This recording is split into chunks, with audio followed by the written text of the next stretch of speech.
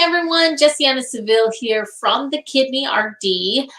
If you haven't joined me before, registered dietitian, renal nutrition expert, and we're here to share some really key topics about preserving your kidney function. I'm not in my regular office space right now. We've been rearranging a few things. But today I want to share about fatigue and energy. We have, a 4-part series on this. And today I want to go through 3 really big myths that I feel like are essential for people to understand, and things that get mixed up a lot or kind of glazed over. So, number 1 myth that I want to talk about is if I'm tired, it's just because I'm anemic. Now, this is mostly false. It's true in that anemia does cause fatigue, and addressing anemia can really help. But if you get tunnel visioned in that anemia is the only cause of your fatigue, then you would be short-sighted. There's a lot of other things that can go into fatigue, such as over-restricting calories, over-restricting fat. We see that quite a bit, actually, is that people are on what I call the scared diet. They're not sure what to eat. They don't want to end up on dialysis, so they only eat a few things that they are 100% for sure think are safe. Usually it's green beans, rice, maybe a little bit of chicken, maybe some oatmeal or cream of wheat. And, even within those few foods, there's a few things that aren't quite right. Anyways, so people are on the scared diet. They're way over restricting calories. And it's not only that, but they're not enjoying their food, and they're stressed about their food all the time. Stress, under eating can definitely cause fatigue right there. So don't blame everything on anemia. There can be other huge factors. All right. The other thing that I point out with that is that sometimes people think just because I have chronic kidney disease, that's why I'm tired. But you don't have to accept fatigue as just a normal part of life. We have many, many, many patients that work with us who have great energy levels. That's actually one of the first things we see as a sign we're on the right track, is that their energy levels will improve. Okay, second myth. If I'm tired, then what I need to do is just sleep more.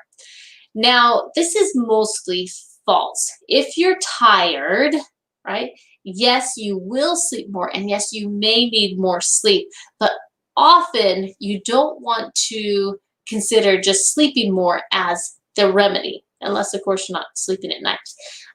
You really want to look at your patterns of sleep, and then you want to think about, is this, a normal amount of sleep for me, or is this more sleep than I would typically get, right? So let me just give you a personal story example. And my husband my husband got shingles, a lot of pain, a lot of stress in our family during that time. It's all around through his neck. He could barely keep his head up. Really, really painful.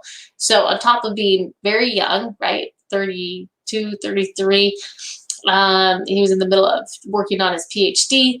And then he gets this massive pain. He started sleeping a lot, and a lot, like 14 to 16 hours a day, because he was stressed and he had so much pain with this inflammatory attack. So that is a real thing, is that some people, that's a coping mechanism. But if you don't look a little bit deeper and think about the why, then some people get stuck into thinking that's how much sleep they need forever and ever.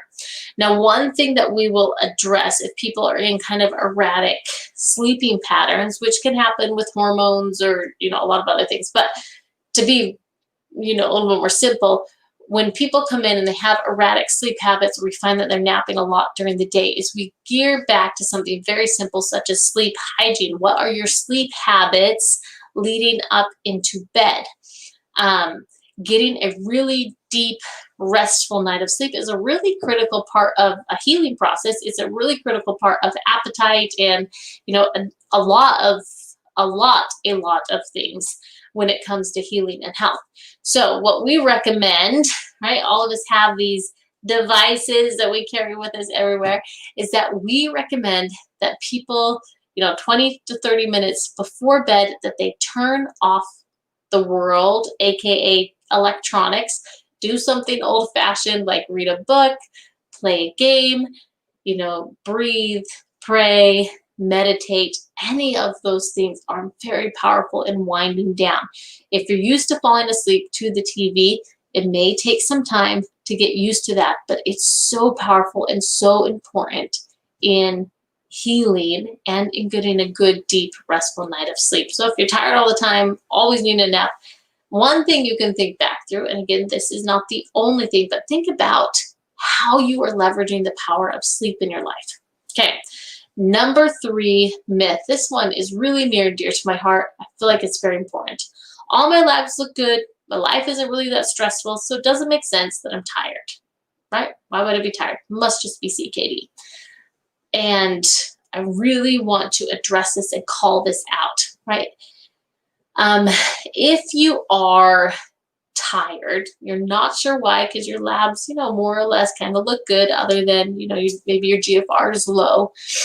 You may want to consider if you're dealing with a little bit of depression, right? Depression, anxiety, fear are all emotions that people feel with chronic kidney disease.